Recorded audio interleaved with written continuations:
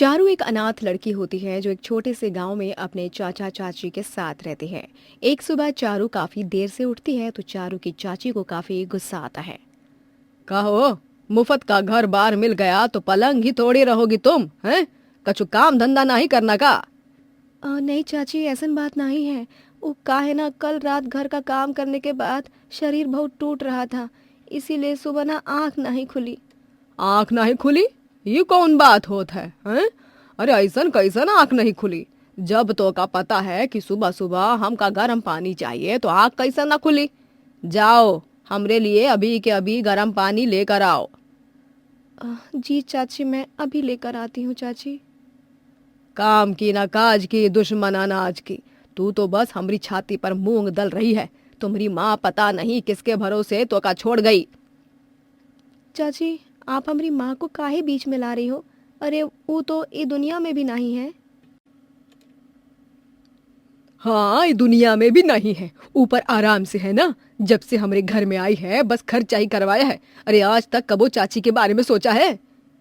चाची, आप ऐसे कैसे कह रही हो? अरे हम तो आप दोनों के बारे में ही सोचे थे।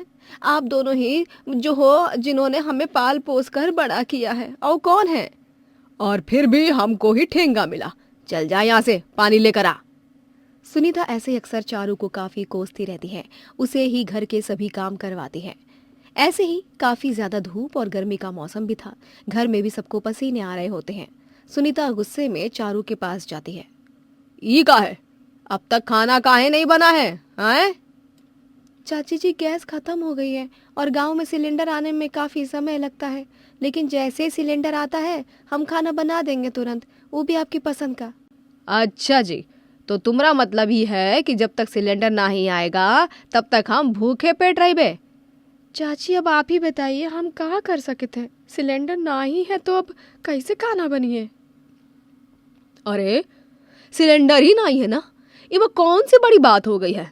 तुम्हारे हाथ पैर तो सही सलामत है ना? अरे बाहर आंगन में चूल्हा है तो वहां जाकर खाना बनाओ।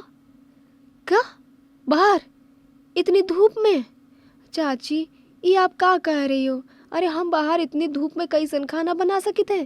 थोड़ा तो हमरे बारे में भी सोचिए ना। आंगन में सीधा धूप आती है तो क्या हुआ? तुम कोई मोमबत्ती हो जो पिघल जाओगी? हैं? यहाँ हम भूख रहे हैं, हम भूखों मर रहे हैं और तुमको वो बर्दाश्त हो रहा है, लेकिन बाहर धूप में खाना बनाना नहीं है तुमका। अरे जाओ जल्दी से, हमरे लिए खाना बनाओ, हमका कुछ हो नहीं पता। चाची, तुमको हमारी बात समझ नहीं आएगा? बताओ, अब की बार और अच्छे से समझा देंगे ताकि कुछ समझने लायक बचोगी ही नहीं। चारू कड़ी धूप में चूल्हे पर खाना बनाने लगती है। हे प्रभु, तनिक धूप को हमरे कपार से हटा दो। इतनी तेज धूप लग रही है, पसीने से तीसरी बार नहा लिया हमने। तनिक हमरे बारे में भी तो सोचो ना, काहे हमार कपार और कलेजा जला रहे हो? अपने घर में आराम से पंखे के नीचे बैठी सुनीता को चारू से ऐसी बात नहीं करनी चाहिए थी, और चारू ऐसे परेशानी में देखकर उसको काफी मजा आ रहा था।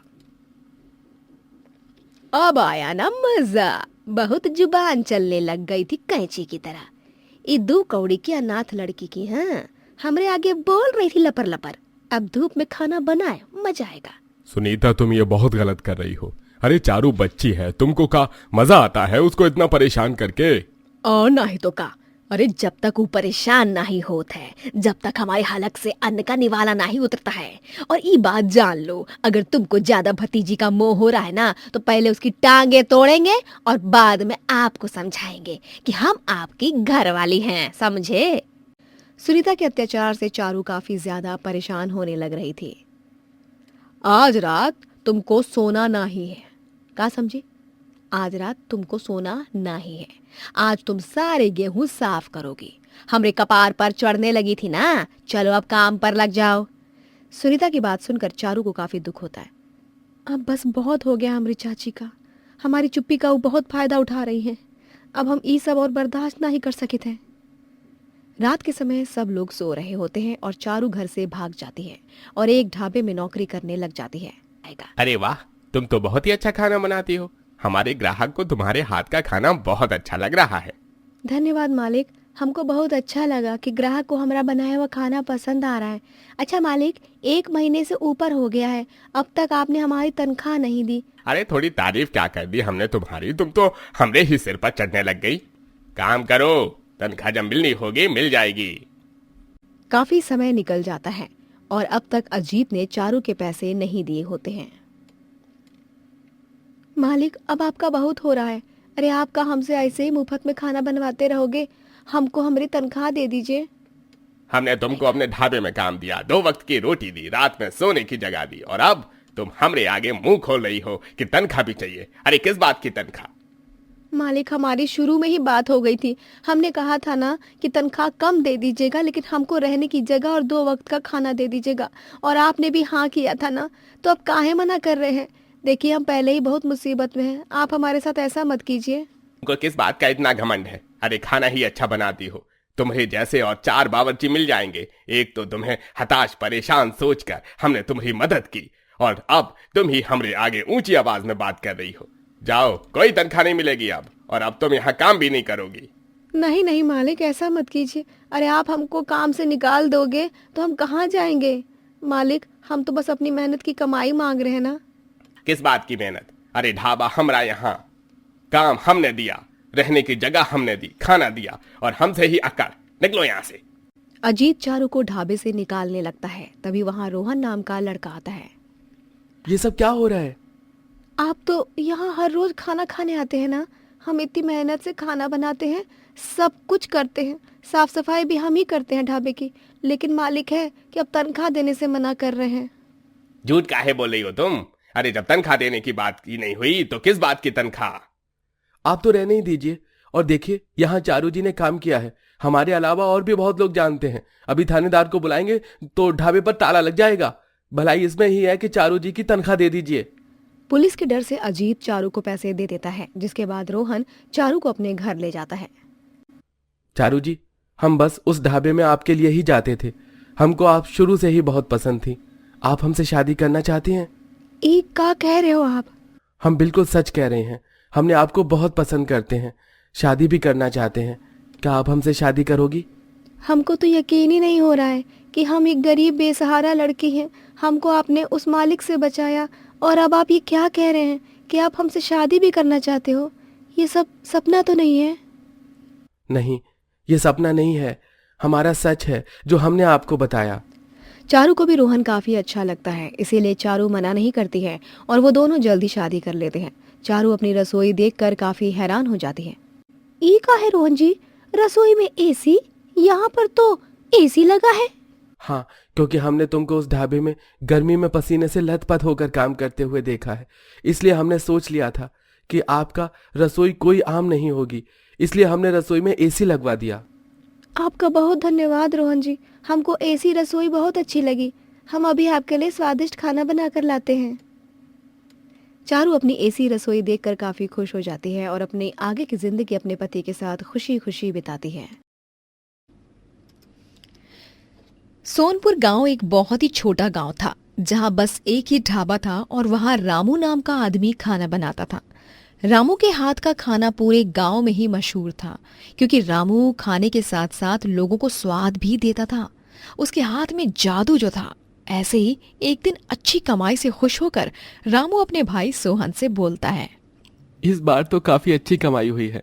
अगर ऐसे ही अच्छी कमाई होती रहेगी तो जल्द ही हम अपना घर भी बना लेंगे।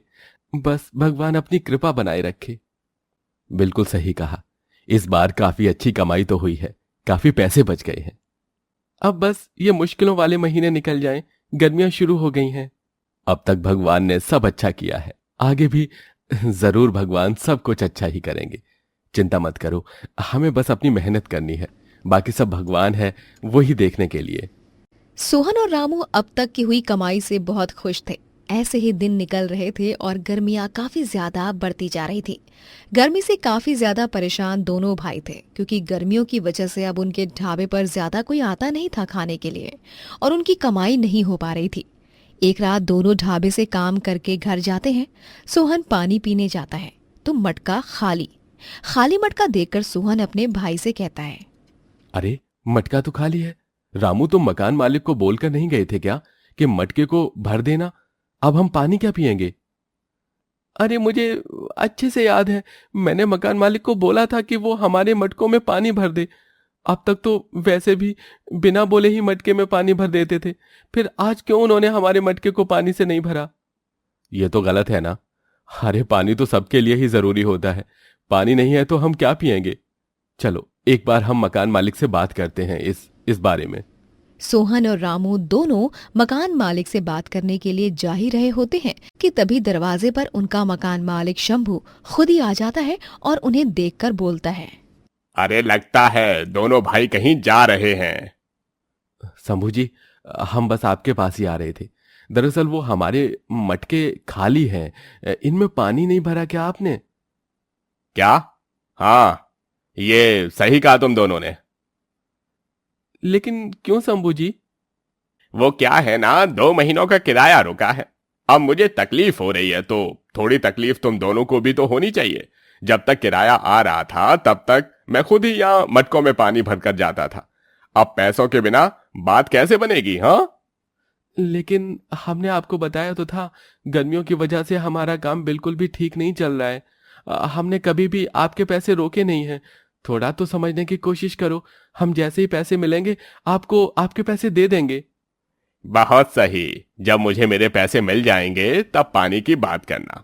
तुम लोगों को तो पता है कि मेरा एक ही उसूल है, अगर मुझे तकलीफ होती है तो सामने वाले को थोड़ा दुख तो होता ही है ना। शंभू इतना बोलकर वहां से चला जाता है। ढाबा ठीक से नहीं चल रहा था, इसीलिए उन्हें काफी ज्यादा मुसीबतों का सामना करना पड़ रहा था।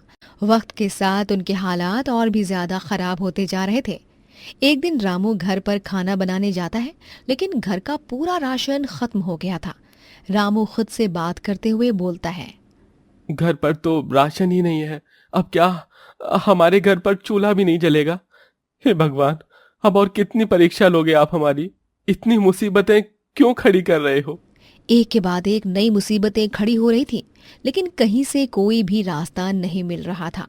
एक दिन दोनों हताश निराश भगवान के आगे बैठे होते हैं। सोहन हाथ जोड़कर भगवान से प्रार्थना करते हुए बोलता है।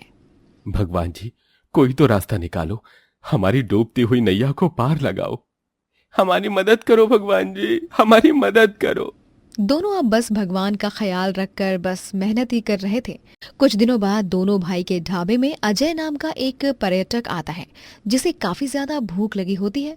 रामू उसके लिए बढ़िया सा खाना बनाकर लाता है। अजय वो खाना खाता है और उसे काफी ज्यादा अच्छा लगता है। अजय खाने की तारीफ करते हुए बोलता है। अरे वाह, खाना तो बहुत ही स्वादिष्ट था। इतना स्वाद खाना मैंने आज तक कभी अपनी जिंदगी में नहीं खाया है। भूख लगने पर वैसे तो सब कुछ ही अच्छा लगता है, लेकिन आज जब भूख मिट भी गई तब भी मन नहीं भरा खाने से। हाँ दिल खुश हो गया खाना खाकर तो। अजय उन दोनों से बात करके जा रहा होता है कि तभी पीछे से दो लोग अजय का बैग चोरी करने लगते हैं। सोहन और रामू चोर को देख लेते हैं और तुरंत उन चोर को पकड़कर उनसे बैग छीनते हैं, लेकिन चोर भाग जाता है। अजय को काफी अच्छा लगता है कि उन दोनों ने उसे बचाया और वो उनसे बोलता है। तुम दोनों का बहुत बहुत धन्यवाद। तुम दोनों ने आज उस चोर से बचा लिया, वरना तो वो चोर मेरा बैग लेकर भाग जाता और शायद मुझे भी कोई नुकसान पहुंचा देता। ये कैसी बात कर रहे हैं आप सर जी? ये तो हमारा फर्ज है। आप हमारे यहाँ खाना खाने आए थे, और अगर आप हमारे यहाँ खाना खाने नहीं भी आए होते तो भी आपको बचाना तो हमारा फर्ज है। ऐसे कैसे कोई आपको नुकसान पहुंचा सकता है? जी बिल्कुल, मेरे बड़े भाई सोहन ने बिल्कुल सही कहा। आप हमारे गांव के मेहमान हो, आपको कोई परेशानी ना हो इस बात का ध्यान रखना हमारा फर्ज है। वैसे आप एक बार अपना बैग देख लीजिए, सब ठीक तो है ना? अरे बैग देखने की जरूरत नहीं है। तुम दोनों ने उन चोर के कुछ करने से पहले ही आप दोनों आए थे। मैं आपको धन्यवाद जितना भी करूंगा वो कम ही होगा। मैं बता नहीं सकता कि आप लोगों ने कितनी मदद की है हमारी। अरे आप बार बार धन्यवाद करके हमें छोटा क्यों बना रहे हैं? आपको बचाना हमारा फर्ज था। हम आपके किसी काम आ पाए, इसमें हमें ही खुशी मिली है। अरे आप लोगों ने मुझे बचाया है, मेरे बैग को चोरी होने से बचाया है, इसलिए मैं आपको ये 50,000 रुपए देना चाहता हूँ। जिस तरह आप दोनों ने मेरी मदद की, अगर इन पैसों से मैं आपकी कोई मदद कर पाऊंगा तो मुझे बहुत अच्छा लगेगा। अरे हम ये पैसा कैसे ले सकते हैं? हमने आपकी मदद जरूर की है, लेकिन ये सोचकर नहीं कि इसके बदले आप हमें कुछ दोगे। इसकी जरूरत नहीं है। आपको जरूरत नहीं होगी, लेकिन अगर आप ये पैसे ले लोगे तो मुझे अच्छा लगेगा। आजकल कोई किसी की मदद नहीं करता है, और आप दोनों ने अपने बारे में सोचे बिना मेरी मदद की है। अजय के इतना बोलने पर वो पैसे रख लेते हैं और पैसों से अपने ढाबे पर एसी लगवाते हैं। एसी लगवाने के बाद उनका ढाबा फिर से अच्छा चलने लगता है। दोनों भाई बहुत खुश होते हैं। सोहन रामू से कहता है, लगता है वो इंसान हमारे लिए कोई दूत बनकर ही आया था। उस अनजान शख्स ने हमारी मदद की और उनकी वजह से आज हमारा ढाबा गर्मियों में भी चल रहा है। हाँ, मुझे भी यही लगता है। भगवान के घर देर है लेकिन अंधेर बिल्कुल नहीं है। दोनों काफी खुश हो जाते हैं क्योंकि इतनी मेहनत के बाद आखिरकार गरीब का एसी ढाबा बन ही जाता है। उमा और कोमल दोनों ही एक छोटे से गांव में रहती हैं, जहां उनका एक छोटा सा ढाबा होता है। सुबह सुबह उमा अपनी बहू को उठाने लगती है। अरे कोमल, बहू उठेगी नहीं, ढाबा खोलना है। माँ जी, कल रात देर से सोई थी इसीलिए अभी आंख नहीं खुली। समय क्या हो रहा है? बहू अभी तो समय है, उठ जा, मैं कुछ खाने को बना लेती हूँ तब तक। दोनों सास बहू थोड़ी देर बाद अपने ढाबे पर जाते हैं और ढाबे पर खाना बनाकर ग्राहक के आने का इंतजार करने लगते हैं, लेकिन काफी देर तक कोई ग्राहक नहीं आता। माँ जी, इतनी देर हो गई, अब तक कोई ग्राहक भी नहीं आया। ये तो रोज का ही होता जा रहा है। हम ढाबा खोलते हैं और थोड़ी बहुत कमाई होती है, फिर शाम हो जाती है। ऐसे कब तक चलता रहेगा? बहू, पता तो मुझे भी नहीं है, लेकिन अब जो हालात चल रहे हैं ना, उसे देखकर तो मैं अभी कुछ नहीं कह सकती हूँ। हम तो बस सब्र से ही काट सकते हैं। माँ जी, हम इतनी मेहनत कर रहे हैं, हर रोज यहाँ अपना ढाबा खोलते हैं, इतनी मेहनत से खाना बनाते हैं, सब सामान लाते हैं। मैं तो बस इतना ही चाहती हूँ कि कम से कम हमारी मेहनत का तो मिल ही जाए। बहू, हमें अभी ना बस अपनी मेहनत पर ध्यान देना चाहिए। देर सवेर हमें हमारी मेहनत का फल जरूर मिलेगा। काश हमारा चांद पर ढाबा होता। अगर हमारा चांद पर ढाबा होता ना, तब तो लोगों की भीड़ होती हमारे ढाबे पर और हम ही खाना बनाते हुए थक जाते। बहू, तू भी ना कुछ भी बोलती रहती है। अरे, चांद पर ढाबा कैसे मुमकिन हो सकता है? दोनों सास बहू अपने ढाबे को लेकर ऐसे ही अक्सर परेशान रहती हैं। ऐसे ही कई दिन निकल जाते हैं और शाम उमा ढाबा बंद करने जा रही होती है कि तभी कोमल अपनी सास को रोक देती है। माँ जी, आज ढाबा बंद मत करिए, मेरा मन है कि आज मैं ढाबे में ही सो जाऊं। बहू, ये तू क्या कह रही है? तू अकेले ढाबे में कैसे सो सकती है? अरे, अजीत के दुनिया से चले जाने के बाद हम दोनों का इस दुनिया में है ही कौन? और अगर तू भी ऐसे परेशान होकर यहाँ अकेले बैठ जाएगी तो मेरा क्या होगा? तू यहाँ क्यों रात में रहना चाहती है? हम घर चलते हैं ना। माँ जी, मैं उदास हूँ, इसीलिए ढाबे में रात में नहीं रुकना चाहती, बल्कि मेरा मन है आज यहाँ रुकने का। और अगर आपको घर पर अकेला महसूस होगा तो आज हम दोनों ही यहाँ रुक जाते हैं ना, इससे आपको भी अकेला महसूस नहीं होगा। अरे चल ठीक है बहू, अगर तू ऐसा चाहती है तो ऐसा ही सही। रात के समय दोनों सो रहे होते हैं, तभी कोमल को सपना आता है। माँ जी, अब तो हमारा चांद पर ढाबा है, देखना दिन दुगनी और रात चौगुनी होगी हमारी।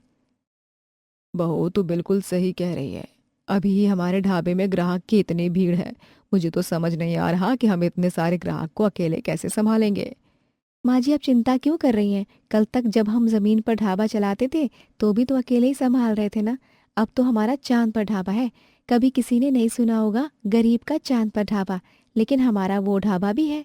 अरे, इतना अच्छा चांद पर ढाबा है और आप लोग खाना देने में समय लगा रहे हैं। जल्दी से खाना दे दीजिए ना, और बैठने की भी जगह बता दीजिए। दरअसल बैठने की जगह तो अभी नहीं है, आप कल आ जाइएगा। नहीं नहीं, चांद पर ढाबा है, मैं कल तक का इंतजार नहीं कर सकता।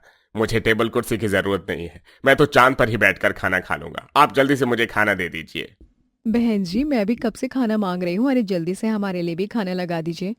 अपने ढाबे पर ग्राहक की इतनी भीड़ देखकर दोनों सास बहू काफी खुश हो जाती हैं। बहू, मैंने तो कभी सोचा भी नहीं था कि हमारे ढाबे पर कभी इतनी ज्यादा भीड़ भी होगी, लेकिन यहाँ तो इतनी भीड़ है। माँ जी, बात बाद में भी हो जाएगी, लेकिन अभी तो हमें जल्दी जल्दी हाथ चलाने चाहिए। देखिए ना, लोगों की भीड़ कैसे बढ़ती जा रही है।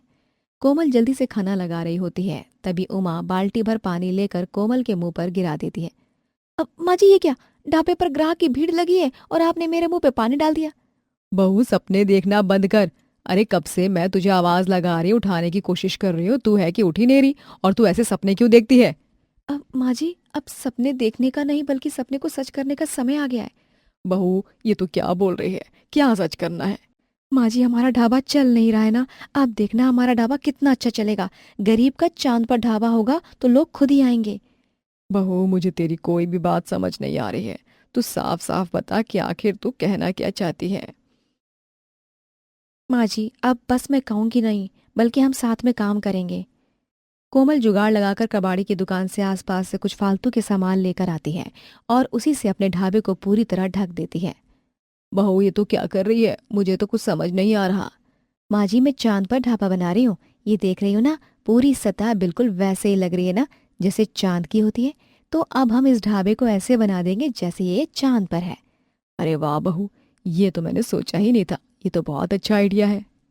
दोनों सास बहू अब कड़ी मेहनत करने लग जाती हैं और अपने साधारण से ढाबे को चांद वाला ढाबा बना देती हैं।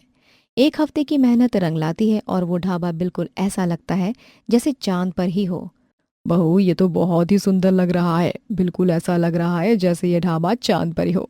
ऐसा ढाबा अगर ग्राहक देखेंगे तो वो काफी ज्यादा खुश हो जाएंगे। बहू, तू तो बहुत समझदार है। माँ जी, वैसे तो मुझे भी नहीं पता था कि मैं इतनी ज्यादा समझदार हूँ, और अब भगवान चाहेंगे तो हमारा ढाबा खूब चलेगा। दोनों सास बहू का चांद पर ढाबा लोगों को काफी अच्छा लगता है। कुछ ही दिनों में लोगों में चांद पर ढाबा भी काफी मशहूर हो जाता है। वाह, चांद पर ढाबा, ये तो काफी अच्छा आइडिया है। ऐसा ढाबा तो मैंने कभी नहीं देखा। ऐसा ढाबा किसी ने देखा नहीं है, तभी तो हमने ऐसा ढाबा बनाया है। क्या मैं चांद पर ढाबे में कुछ फोटोज ले सकती हूँ? वो क्या है ना, मुझे फोटो लेना बहुत अच्छा लगता है। और आपका इतना अच्छा ढाबा है, इतना अनोखा है कि मैं खुद को फोटो लेने से रोक नहीं पा रही हूँ। प्लीज मना मत कीजिएगा। इसमें मना करने वाली क्या बात है? अरे इतना अच्छा ढाबा है, लोगों को इतना पसंद आ रहा है, तो फोटो लीजिए। आपको जितना मन करे उतनी फोटो लीजिए। ऐसे ही अब काफी लोग आने जाने लगते हैं।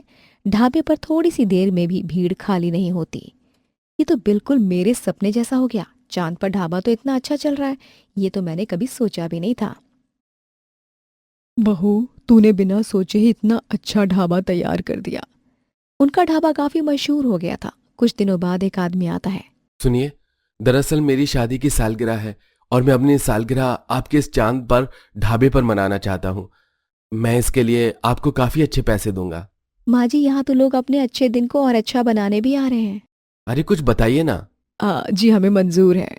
इसी तरह अंत में लोग अब चांद पर गरीब के ढाबे की काफी सराहना करते हैं और ढाबा भी काफी अच्छा चलता है। सुजीत एक काफी गरीब आदमी होता है जो अपने परिवार के साथ रहता है। सुजीत की पत्नी लता अपनी सास गीता से कहती है, माँ जी, अभी तो इनका काम अच्छा चल रहा है, कुछ पैसे भी जमा हो गए हैं। अगर ऐसे ही चलता रहेगा ना तो जल्दी हम अपना घर ठीक करवा लेंगे, वरना ऐसे घर में काफी परेशानी होती है। हाँ बहू, ये तो तू बिल्कुल सही कह रही है। ऐसे में तो परेशानी होती ही है। आज मैं सोनू के लिए नए कपड़े भी लेकर आ रही हूँ। कब से बेचारा नए कपड़े मांग रहा है, लेकिन पैसे ही नहीं होते हैं। इसीलिए 2 साल से सोनू को भी नए कपड़े मैंने नहीं दिलवाए हैं। बहू, अब हालात सुधर रहे हैं तो क्यों सोचना, आज सोनू के लिए अच्छे से कपड़े ले आना। घर के हालात सुधर रहे थे, जिसे लेकर अब सुजीत का परिवार काफी खुश था। कुछ दिनों बाद सुजीत ब्रेड पकौड़े बेचकर घर आ रहा होता है, तभी एक गाड़ी सुजीत को टक्कर मार देती है। आ आ कोई है? सुजीत दर्द में काफी देर तक तड़पता रहता है। काफी देर बाद कुछ लोग सुजीत को हॉस्पिटल लेकर जाते हैं। उस एक्सीडेंट में सुजीत अपने दोनों पैर खो देता है, और जब ये बात सुजीत के परिवार को पता चलती है तो उन्हें काफी दुख होता है। हे भगवान, ये हमारे साथ क्या हो गया? मेरे बेटे के साथ ये सब होना था क्या? अब हमारा क्या होगा? माँ, मुझे माफ कर दो। मैं अपने परिवार के लिए ज्यादा कुछ नहीं कर पाया। लता, मुझे माफ कर दो। अरे आप माफी क्यों मांग रहे हैं? जो भी हुआ है उसमें आपकी गलती थोड़ी ना है। जो हुआ वो एक हादसा था, और हादसा तो किसी के साथ भी हो सकता है ना। इसीलिए आप खुद को कोसना बंद करिए। सुजीत भी अब घर पर ही बैठ जाता है, जिस वजह से घर के हालात बिगड़ने लगते हैं। घर में तो कुछ भी राशन नहीं है। अब मैं क्या करूं? अगर इन्हें पता चला तो ये परेशान हो जाएंगे। एक बार माँ जी से बात करती हूँ इस बारे में। लता काफी परेशान हो जाती है और अपनी सास के पास जाती है। माँ जी, घर में राशन भी नहीं है, और उधार राशन जब लेने गई थी तो उधार राशन देने से भी मना कर दिया, क्योंकि अभी तक हमने पहले का ही उधार नहीं चुकाया है। अब हम क्या करेंगे? लता अपनी सास से बात कर ही रही होती है, तभी वहां लता का बेटा सोनू आता है। माँ मुझे स्कूल से घर भेज दिया। क्यों? स्कूल से घर क्यों भेज दिया? किसी ने कुछ कहा क्या? माँ स्कूल की मैडम ने कहा है जब तक स्कूल की फीस नहीं भरेंगे मेरे माँ बाप तब तक मुझे स्कूल जाने की ज़रूरत नहीं है। आपने मेरी स्कूल की फीस नहीं भरी क्या? बेटा तुझे तो पता ही है ना, तेरे बाबा की तबीयत खराब है। मैं कुछ दिनों में स्कूल की फीस भर दूंगी। अच्छा अभी ज़रा बाबा के पास जाओ, देखो तो वो क्या कर रहे हैं। सोनू जैसे ही वहाँ जाता है तभी गीता कहती है, बहू ऐसे तो हम नहीं रह सकते। सोनू का भी भविष्य है और घर के बारे में भी देखना है। सुजीत की दवाई, घर का राशन, ये सब भी देखना है। माँ जी, हम अब सुजीत जी के बदले ब्रेड पकौड़े बेचते हैं। वो काम नहीं कर सकते तो क्या हुआ, हम तो काम कर ही सकते हैं ना, कमाई तो होगी। बहू तू बात तो बिल्कुल सही कह रही है, लेकिन लोगों को सुजीत के हाथों के ही ब्रेड पकौड़े पसंद हैं। उन्हें हमारे हाथ का स्वाद कुछ अच्छा नहीं लगेगा। हमें कुछ और सोचना चाहिए। दोनों सास बहू काफ़ी ज़्यादा परेशान हो जाती हैं। कुछ दिनों बाद सब साथ बैठे होते हैं, तभी लता कहती है, सुजीत जी ये जो आप ब्रेड लाते थे ये काफ़ी सस्ती मिल जाती हैं, लेकिन हम ब्रेड का कुछ और नहीं बना सकते हैं क्या? ब्रेड का तो बहुत कुछ बन सकता है। माँ हमारे स्कूल में जब स्टॉल लगाए गए थे ना तो ब्रेड का पिज़्ज़ा भी लगाया गया था स्टॉल में और वो बहुत ही अच्छा बना था। आप क्या घर में ब्रेड पिज़्ज़ा बना रही हो? नहीं बेटा, हम ब्रेड पिज़्ज़ा नहीं बना रहे हैं, बल्कि ब्रेड पिज़्ज़ा का ढाबा खोल रहे हैं। मैं कुछ समझा नहीं। अब हम ब्रेड पिज़्ज़ा बेचा करेंगे। ब्रेड पिज़्ज़ा के बारे में काफ़ी पहले मैंने भी सुना था। घर के हालातों को जानते हुए अब लता और गीता दोनों मिलकर एक छोटा सा ढाबा खोलते हैं, जहां दोनों ब्रेड पिज़्ज़ा बेचना शुरू कर देते हैं। अरे वाह, हमारे गांव में ब्रेड पिज़्ज़ा! मुझे तो ब्रेड पिज़्ज़ा बहुत पसंद है, लेकिन हमारे गांव में कभी खाने को ही नहीं था। अरे तो अब क्या सोच रही हैं? अब तो हमारे गांव में भी ब्रेड पिज़्ज़ा का ढाबा खुल चुका है, तो हम यहाँ क्यों खड़े हैं? चल ना ढाबे पर चलते हैं ब्रेड पिज़्ज़ा खाने। दोनों सहेलियां ढाबे पर जाती हैं। अरे जरा हमें भी ब्रेड पिज़्ज़ा खाने को दे दो और एक पैक भी कर देना, मैं तो घर भी लेकर जाऊंगी, घर पे भी तो सबको खिलाऊं। ऐसे ही कुछ दिनों में वहाँ सबको ब्रेड पिज़्ज़ा काफ़ी पसंद आने लगता है। गरीब ब्रेड पिज़्ज़ा ढाबा अच्छा चलने लगता है और ये देखकर आसपास के लोग जलने लग जाते हैं। मैं इतने समय से यहाँ पर चाट बेच रहा हूँ, लेकिन आज तक मेरे ठेले पर कभी इतनी भीड़ नहीं हुई जितनी भीड़ यहाँ हुई है। इस ब्रेड पिज़्ज़ा की वजह से कोई मेरे ठेले पर नहीं आता था, तो अब से मैं भी ब्रेड पिज़्ज़ा ही बेचा करूंगा। तुम बिल्कुल सही कह रही हो। अरे वो उमाकांत है ना, वो भी ब्रेड पिज्जा बेचने लग गया। अब उसके दिन के 3,000 4,000 तो बन ही जाते हैं। हम सब यहाँ अच्छे से अपना काम कर रहे थे, लेकिन दोनों सास बहू के आने के बाद से तो हमारा काम ही ठप पड़ गया। और वो कहते हैं ना, दूसरों का भला हम तब ही कर सकते हैं जब हम खुद का भला करें। मैं भी अब ब्रेड पिज्जा बेचना ही शुरू कर रहा हूँ। धीरे धीरे करके उसी सड़क पर काफी लोग ब्रेड पिज्जा बेचने लग जाते हैं, जिस वजह से सास बहू का काम धीमा पड़ जाता है। बहू अचानक से हमारा काम धीमा पड़ गया है, अब हम क्या करें? माँ जी पहले भी तो परेशानी आई थी ना, लेकिन उन परेशानियों से ही तो लड़कर आज हम यहाँ खड़े हैं। भगवान देख रहे हैं, वो आज बुरा करके कल को हमारे लिए कुछ बहुत अच्छा करेंगे। बहू कल का तो मुझे नहीं पता, लेकिन तू जितनी हिम्मत से काम ले रही है ना, ये देख कर तो मुझे भी हिम्मत मिलती है। मुझे भी यही लग रहा है कि सब ठीक हो जाएगा। गीता और लता दोनों मेहनत से अपना काम करती और ऐसे ही कई दिन निकल गए थे। कुछ दिनों बाद दोनों अपने ढाबे पर ही थे कि तभी उनके ढाबे पर गांव का सरपंच आता है। अरे सरपंच जी, आप यहाँ, आपको कुछ काम था तो आप हमें बता देते ना, हम खुद चले आते। आपको तकलीफ उठाने की क्या जरूरत थी? अरे अपने काम के लिए तो हर किसी को झुकना पड़ता है ना, और जब काम मुझे है तो तकलीफ आप क्यों उठाएंगी? माफ करना, हम कुछ समझे नहीं। आपको हमसे क्या काम है, बताइए, हम आपकी क्या मदद कर सकते हैं? दरअसल इस महीने मेरी बेटी की शादी है, मेरी इकलौती बेटी है, इसलिए मैं अपनी बेटी की शादी में किसी भी तरह की कोई कमी नहीं रखना चाहता। ये तो बहुत अच्छी बात है, लेकिन आपकी बेटी की शादी, तो इसमें हम क्या कर सकते हैं?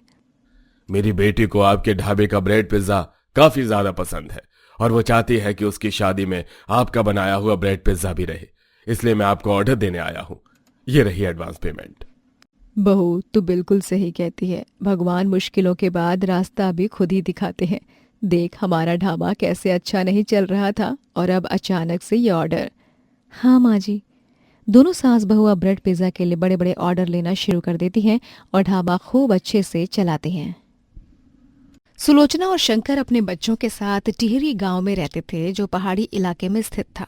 सुलोचना और शंकर एक फैक्ट्री में काम करके अपने परिवार का पेट पाल रहे थे। गोलू और भारती, तुम दोनों समय से स्कूल से आकर खाना पीना खाकर पढ़ने बैठ जाना और कहीं बाहर मत जाना। हाँ हाँ, कहीं बाहर जाने की जरूरत नहीं है। आजकल तुम दोनों ज्यादा ही खेलने में लगे रहते हो। ठीक है पिताजी, हम कहीं नहीं जाएंगे। भारती, तुम गोलू से बड़ी हो, जब भी ये शैतानी करे तो इसे डांट कर समझाया करो। ठीक है माँ। अब दोनों स्कूल के लिए निकल जाते हैं। वहीं सुलोचना और शंकर भी हर रोज की तरह काम के लिए घर से निकल पड़ते हैं। टिहरी का पहाड़ी इलाका ऐसा था कि वहां आए दिन कोई न कोई हादसा होता ही रहता था, पहाड़ों के टुकड़ों के गिरने की वजह से। माँ ने कहा है कि घर से कहीं नहीं जाना। अब क्या हम खेल भी नहीं सकते? अभी घर चलकर खाना पीना खाकर थोड़ा आराम करेंगे, फिर हम पढ़ने बैठेंगे। तो क्या अब मैं खेलने भी नहीं जा सकता? ये तो सरासर गलत है। गोलू भारती सुबह स्कूल जाते और दोपहर में घर आ जाया करते। वहीं सुलोचना और शंकर दोनों काम पर जाया करते सुबह सुबह और देर शाम घर लौटते। क्या बात है, आज तो तुम दोनों कुछ ज्यादा ही पढ़ाई कर रहे हो। आपने ही तो कहा था कि हम कहीं बाहर न जाएं, इसीलिए मैं भी पढ़ने बैठ गया। चलो अच्छी बात है, देर से ही सही, लेकिन तुम दोनों समझदार तो होते जा रहे हो। सुलोचना अब सबके लिए खाना बनाती है और देर रात सब खाना पीना खाकर सो जाते हैं। लेकिन सुबह गांव में पहाड़ का एक बड़ा सा टुकड़ा गिरने की वजह से कई रास्ते जाम हो चुके थे और 2 लोगों की मौत भी हो गई थी। अरे सुलोचना, खाना पीना बना लो, रास्ता बंद है, हमें जंगल के रास्ते से काम पर जाना होगा। हे भगवान, ये पहाड़ों का इलाका कभी भी किसी की भी जान ले सकता है। हाँ वही तो, देखो इस पहाड़ के टुकड़े के गिरने की वजह से 2 लोगों की मौत हो गई है। वो जो चाय की टपरी लगाते थे काका, वो और उनकी पत्नी दोनों ही उस पहाड़ के टुकड़े के नीचे आ गई। ओह, बहुत बुरा हुआ ये तो। ये पहाड़ी इलाका है, तुम भी जानती हो, हर साल पहाड़ गिरने की वजह से कितने लोगों की मौत होती है। हाँ ये तो है। सुलोचना और शंकर अब कुछ देर बाद फैक्ट्री के लिए निकल जाते हैं, लेकिन रास्ता जाम होने की वजह से वो जंगल का रास्ता फैक्ट्री जाने के लिए अपनाते हैं। लेकिन उन्हें क्या पता था, एक हादसा उनका भी इंतजार कर रहा है। कल रात हुए भूस्खलन में गांव के 2 लोगों की जान जा चुकी थी, लेकिन यह हादसा शंकर और सुलोचना के साथ भी होता है। एक पत्थर का बड़ा सा टुकड़ा पहाड़ से गिरता है और उस हादसे में सुलोचना और शंकर की जान चली जाती है। दीदी, आप क्यों रो रही हैं? और मम्मी पापा को क्या हुआ है? वो हमें छोड़कर चले गए गोलू, वो हमें छोड़कर चले गए। नहीं नहीं, माँ कहीं भी जाती है तो मुझे बताकर जाती हैं। लेकिन इस बार तो किसी ने कुछ भी नहीं बताया, वो हमें छोड़कर चले गए। भारती अभी खुद 12 साल की थी और गोलू 10 साल का, और भारती अपने छोटे भाई गोलू को समझ पाने में असमर्थ थी और ना ही समझा पा रही थी। लेकिन समय बीत रहा था और अब भारती और गोलू को अपनी जिम्मेदारी संभालनी थी, जिस वजह से वो दोनों भाई बहन एक पिज्जा का ठेला लगाते हैं। पिज्जा ले लो, पिज्जा, गर्मा गर्म पिज्जा। दीदी मुझे भूख लग रही है। अभी तो ये पिज्जा खा ले, घर चलकर मैं खाना बना दूंगी। भारती और गोलू दोनों ही अपना पेट पालने के लिए पिज्जा का ठेला लगाते हैं। पहाड़ियों पर आने वाले पर्यटक भारतीय के हाथ का बना पिज्जा खाना काफी पसंद करते हैं, क्योंकि सुलोचना बहुत ही अच्छा पिज्जा बनाती है और भारती हमेशा अपनी माँ को पिज्जा बनाते देखा करती थी। अरे भाई, आजकल ढाबा नहीं चल रहा है मेरा, और मैंने सुना है कि नुक्कड़ पर 2 बच्चे पिज्जा लगा रहे हैं और लोगों को उनका पिज्जा तो पसंद आ रहा है, लेकिन उनकी मासूमियत के कारण ज्यादा पिज्जा बिक रहा है। तू तो जानता है, बाहर से आने वाले लोग उन दोनों पर तरस खाकर पिज्जा तो खाते ही हैं और उन्हें पैसे भी दे जाते हैं, और खाने पीने की चीजें भी। अभी हमारा ढाबा चलना काम हो गया है, आज इन दोनों को अच्छा सबक सिखाते हैं। चंदन और दया एक ढाबा चलाते थे और जब से भारती का पिज्जा का ठेला लगना शुरू हुआ था, तब से उनके पास ग्राहक कम आने लगे थे। ये पिज्जा का ठेला तुम दोनों का है? हाँ अंकल, बताओ आपको कौन सा पिज्जा खाना है? हमें कोई पिज्जा नहीं खाना, लेकिन ये पिज्जा की दुकान तोड़ना जरूर है। दया, चालू हो जा। ये आप क्या कर रहे हैं? मेरे पिज्जा के ठेले को क्यों तोड़ रहे हैं? अंकल रुक जाइए। दया और चंदन उन बच्चों की एक नहीं सुनता और उनके पिज्जा के ठेले को तोड़ देते हैं। दोनों बच्चे डरे सहमे कुछ भी नहीं कर पाते। आप लोगों ने अच्छा नहीं किया, हमारा घर इसी से चलता है। घर चले या तुम्हारा पेट भरे, अब तुम दोनों यहाँ नजर नहीं आने चाहिए, समझे? भारती अब अपने भाई गोलू को लेकर वहां से जंगल की तरफ चली जाती है। ठंड ज्यादा होने के कारण वो जंगल में आग जलाकर खुले में रहने को मजबूर होते हैं। दीदी, हम कितने दिनों तक यहाँ ऐसे रहेंगे? और मुझे तो भूख भी लग रही है। हम उन लोगों से काफ़ी दूर आ चुके हैं, तो चिंता ना कर, हमारे पास जो पैसे हैं उससे हम फिर से पिज़्ज़ा का ठेला लगाएंगे। लेकिन दीदी, इस बार वो लोग फिर से हमारे ठेले को तोड़ने तो नहीं आएंगे ना? नहीं नहीं, तू चिंता मत कर। गोलू और भारती कुछ दिनों बाद अपने पास रखे पैसों से पिज़्ज़ा का ठेला लगाते हैं। Very good pizza, wow this spicy. हाँ हाँ, एकदम स्पाइसी है। एक बार फिर से भारती और गोलू का पिज्ज़ा ढाबा ठीक ठाक चलने लगता है। पहाड़ों पर घूमने आने वाले पर्यटक उन बच्चों के हाथों के बने पिज्ज़ा को खाकर उनकी तारीफ करते हैं। दूसरी तरफ चंदन को एक बार फिर उन बच्चों के पिज्ज़ा के ठेले के बारे में पता चलता है। दया, दया कहाँ है? जल्दी चल, उन बच्चों ने फिर से पिज्जा का ठेला लगाया है, लेकिन वो इस बार हमारे इलाके से दूर जंगल में पिज्जा का ठेला लगाकर पिज्जा बेच रहे हैं और लोगों की भीड़ लगी हुई है। मैं अपनी आंखों से देखकर आ रहा हूँ। बच्चों की इतनी हिम्मत, आज फिर इन्हें मजा चखाते हैं। और हाँ, मैंने वहां लोगों की भीड़ देखी, लोग फिर से उन पर तरस खा रहे हैं। लोगों को क्या पता ये दोनों बच्चे कितने तेज हैं। आज इन दोनों को सबक मिल ही जाना चाहिए। इतना कहकर दोनों फिर से उन बच्चों के पिज्ज़ा के ठेले के पास पहुंचते हैं और उनका ठेला तोड़ने लगते हैं। तभी वहां मौजूद पिज्ज़ा खा रहे पर्यटक उन दोनों को रोकते हैं। ये बच्चे हमारा काम खराब कर रहे हैं। अंकल अंकल, आप ये क्या कर रहे हैं? रुक जाइए अंकल, ये हमारी रोजी रोटी है। आपने उस दिन हमें हमारे इलाके से भगा दिया था, तो हमने यहाँ आकर अपना काम शुरू किया। हाँ हाँ, आप लोग बहुत गलत कर रहे हैं। तुम इन बच्चों का रोजी रोटी छीनोगे, इनका जितना नुकसान हुआ है उतना पैसा भरो। अरे भाई, आप लोग यहाँ के नहीं हैं तो क्यों बीच में दखलंदाजी कर रहे हैं? पैसे देता है या नहीं? अब दया और चंदन भारती को पैसे देते हैं जो उन दोनों ने नुकसान किया था, और वहां मौजूद पर्यटक उन दोनों को पास के थाने ले जाकर पुलिस को सौंप देते हैं। बच्चों को परेशान कर रहा है, तुम दोनों को तो लंबा अंदर रखूंगा। मालिक, उन बच्चों ने मेरी रोजी रोटी छीन ली है, मैं तो बस उन्हें डरा रहा था। ठीक है, फिर डराने का अंजाम क्या होता है आज तुम दोनों की देख लेना। जब लंबे समय तक जेल की रोटी खानी पड़ेगी तो अकल ठिकाने आ जाएगी। और हाँ सर, इन लोगों ने पहले भी बच्चों का पिज्जा और ये ठेला तोड़ दिया था, और इस बार दोबारा ये उनका पिज्जा का ठेला तोड़ने आई थी, लेकिन हमने इन्हें पकड़ लिया। वहीं दूसरी तरफ भारती और गोलू पर्यटकों की मदद से अपने काम को जारी रखते हैं और उनका पिज्जा ठेला भी काफी अच्छे से चलने लगता है। पहाड़ों पर आने जाने वाले पर्यटक भारती और गोलू के हाथ का बना पिज्जा खाकर उन दोनों बच्चों की खूब तारीफें भी करते हैं।